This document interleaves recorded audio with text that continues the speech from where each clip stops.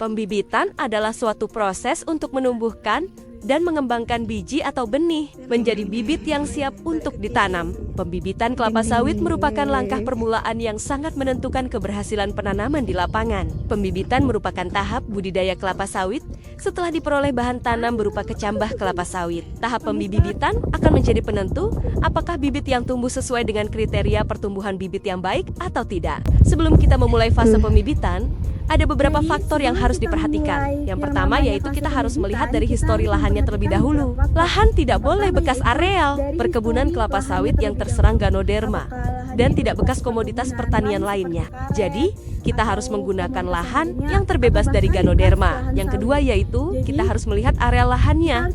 Kita harus memilih lahan yang areal atau topografi yang datar. Faktor yang ketiga yaitu kita harus mempersiapkan atau memesan kecambah yang akan ditanam melalui vendor. Selanjutnya ada faktor yang keempat yaitu dekat dengan sumber air. Tujuannya adalah pada fase pembibitan. Baik di pre-nursery maupun main nursery membutuhkan air dengan tingkat yang cukup banyak. Karena pada fase ini tanaman masih sangat membutuhkan air untuk sebagai sumber nutrisinya. Nah, biasanya perusahaan kelapa sawit baik negeri maupun swasta menggunakan irrigation tube sebagai tempat untuk menyalurkan air ke areal pembibitan, baik fase pre-nursery maupun main nursery. Dan faktor yang kelima yaitu dekat dengan area yang akan direplanting atau yang akan ditanam ulang. Tujuannya adalah untuk memudahkan distribusi bibit ke tempat yang akan ditanam ulang. Pembibitan kelapa sawit biasanya dibagi menjadi dua bagian, yaitu pembibitan awal, yaitu pre-nursery, dan pembibitan utama, yaitu main nursery. Apa sih perbedaan kedua bagian pembibitan ini? Yang pertama yaitu pembibitan awal, yaitu pre-nursery. Pre-nursery adalah tahap pembibitan awal kelapa sawit yang dimulai sejak kecambah ditanam hingga bibit siap dipindahkan ke main nursery. Tahap ini sangat penting karena menentukan kualitas bibit pada fase pertumbuhan selanjutnya di lapangan. Waktu yang dibutuhkan pada fase ini adalah 3 bulan atau 90 hari sejak kecambah ditanam. Berikut ini adalah proses dalam persiapan pada fase pre-nursery. Pertama yaitu menyiapkan media tanam. Menggunakan tanah topsoil yang diayak terlebih dahulu bertujuan agar tanah terpis dari bebatuan maupun sampah. Pencampuran tanah topsoil dengan pupuk RP dan fosfor serta kokopeat yang bertujuan agar tekstur tanah gembur sehingga perakaran di dalam tanah hidup dan berkembang dengan baik. Masukkan media tanam ke dalam polybag, memperhatikan kecambah agar tidak terbalik antara plumula dan radikula. Penaman kecambah.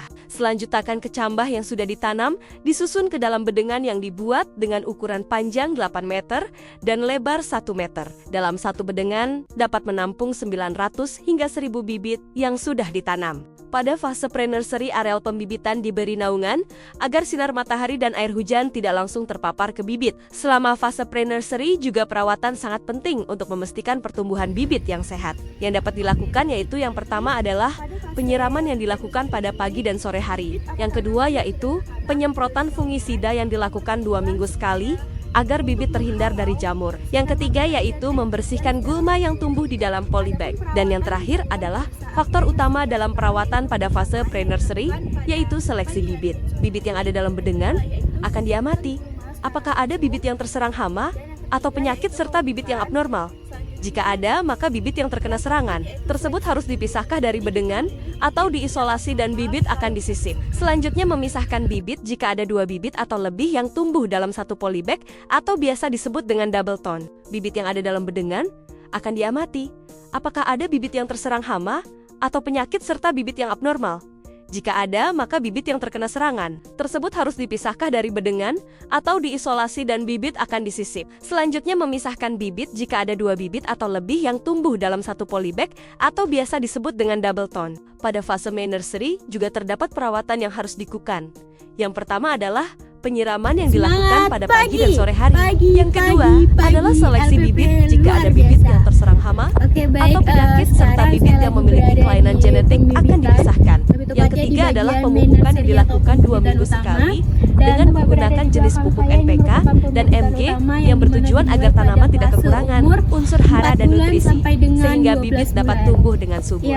Yang keempat adalah pencabutan gulma yang ada dalam polybag yang bertujuan agar unsur hara tidak terbagi antara gulma dengan bibit serta gulma harus dicabut agar tidak menjadi inang bagi hama. DXP PPKS 540.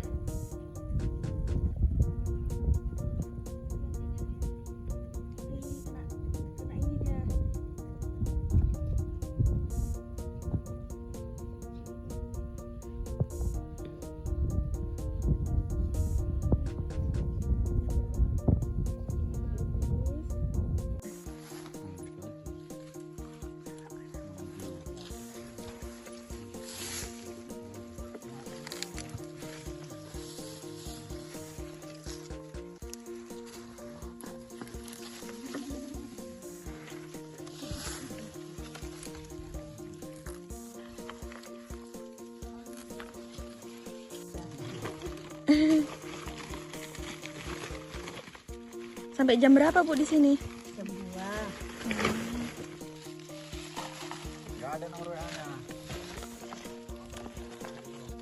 Udah Bu.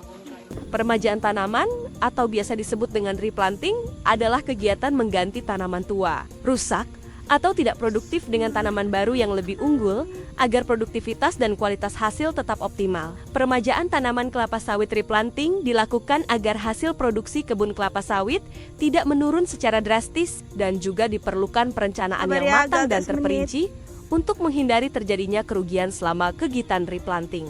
Ada 4 cara yang dapat dilakukan dalam replanting, yaitu 1 tumbang serempak, 2 tumbang secara bertahap, 3 tumpeng sari, 4 underplanting. Sebelum melakukan replanting, maka yang harus kita lakukan adalah sensus pokok terlebih dahulu agar kita bisa menentukan apakah tanaman tersebut sudah layak atau belum untuk direplanting. Kriteria pokok yang sudah layak untuk direplanting adalah sebagai berikut. 1. Usia tanaman lebih dari 25 tahun, maka pokok tersebut sudah tidak produktif lagi. 2. Populasi dan kerapatan tanaman kurang dari 80% dalam 1 hektar.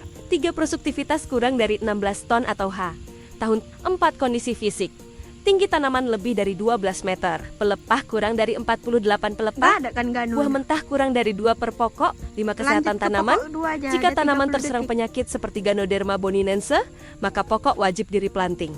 Aplikasi Avenza Maps adalah aplikasi pemetaan berbasis GPS yang digunakan untuk membuka, melihat, dan menggunakan peta digital terutama format PDF GeoTV secara offline. Aplikasi ini banyak digunakan untuk navigasi lapangan, pemetaan kebun, monitoring lahan, survei, dan tracking lokasi. Cara menggunakan Avenza adalah sebagai berikut. Siapkan peta GeoTV, misalnya peta kebun, kirim ke HP email atau WhatsApp USB. Buka file, pilih Open with Avenza Maps. Peta otomatis tersimpan. Menandai titik lokasi placemark digunakan untuk menandai pokok sampel, titik tanaman mati, batas blok, lokasi penyakit atau kerusakan.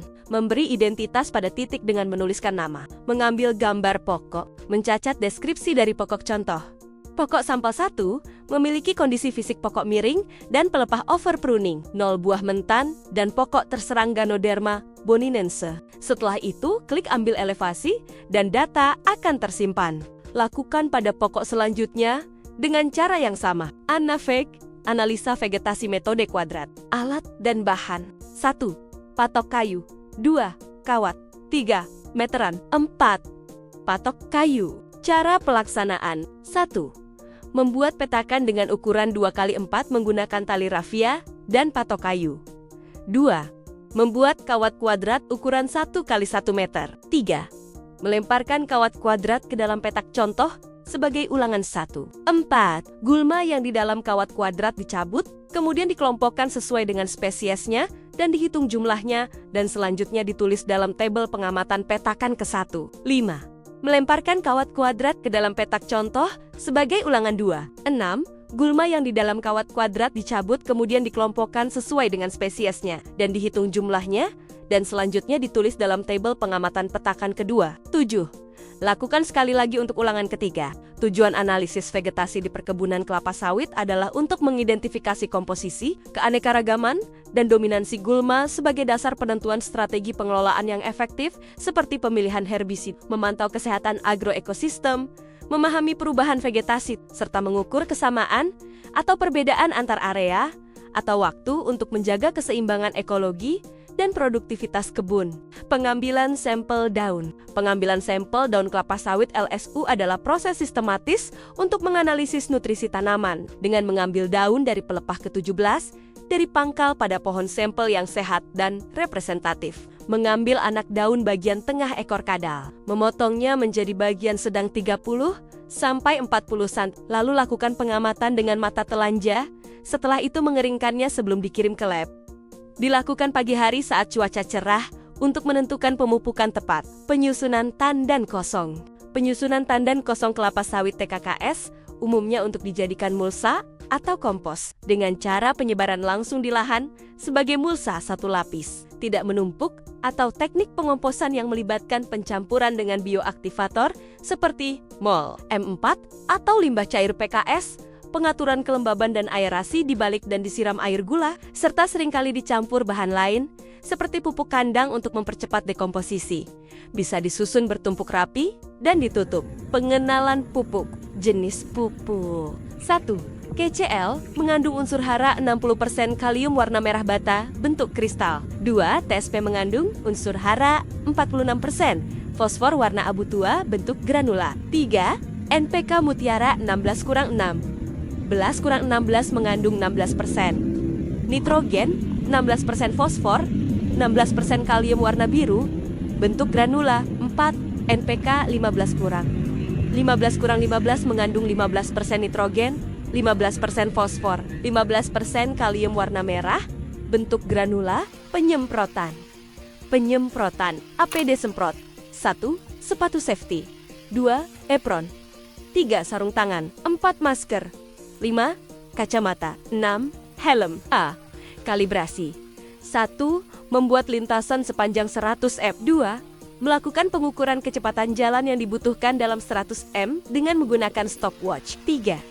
Mengukur lebar gawangan curah nozzle. 4. Contoh dalam waktu 2 menit 59 detik air yang keluar dari curah nozzle 4,37 liter. Menghitung kalibrasi dengan rumus 10.0x sentre hx kakek c. Curah nozzle liter atau menit. G. Lebar gawangan m. K. Kecepatan jalan meter atau menit. Penyemprotan. Penyemprotan. Penyemprotan herbisida pada kelapa sawit adalah teknik pengendalian gulma rumput liar. Alang-alang, semak menggunakan bahan kimia untuk membersihkan area tanam, piringan atau gawangan agar sawit tidak bersaing nutrisi dan mudah dipanen. Teknik ini perlu dilakukan dengan hati-hati menggunakan dosis, jenis herbisida emisalin glifosat, paraquat, dan cara aplikasi yang tepat agar efektif membunuh gulma tanpa merusak tanaman pokok, seperti menyemprot saat tidak berangin dan menghindari daun sawit. Pruning.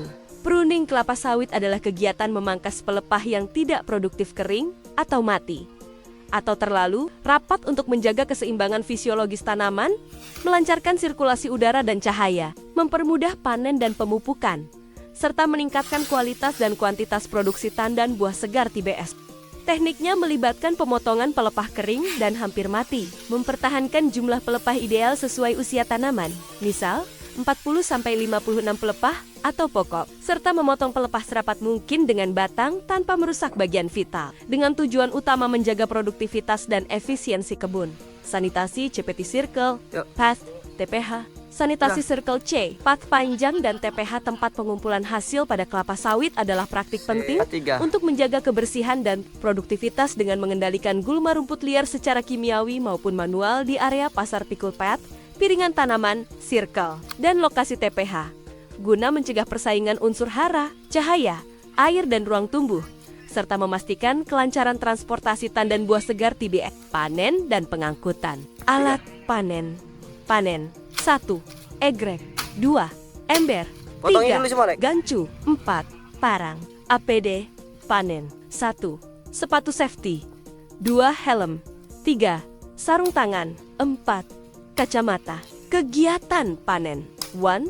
Pembuatan TPH. Pembuatan TPH tempat pengumpulan hasil dalam konteks perkebunan kelapa sawit adalah penyiapan area khusus di kebun untuk menampung sementara tandan buah segar TBS yang telah dipanen, dengan tujuan utama memastikan efisiensi logistik, menjaga kualitas buah, dan mempermudah pengangkutan ke pabrik. Biasanya dengan ukuran standar seperti 3x4 atau 3x6 meter, yang perlu dibersihkan dari gulma. Terdapat parit kecil di pinggir TPH untuk saluran drainase, dan diatur agar mudah diakses truk. Prosesnya melibatkan pemilihan lokasi, pembersihan, penentuan ukuran, penataan susun buah, hingga siap untuk dimuat ke truk angkut. Panen dan pengangkutan. Alat panen. 1. Egrek. 2. Ember. 3. Gancu. 4. Parang. APD panen. 1. Sepatu safety. 2. Helm.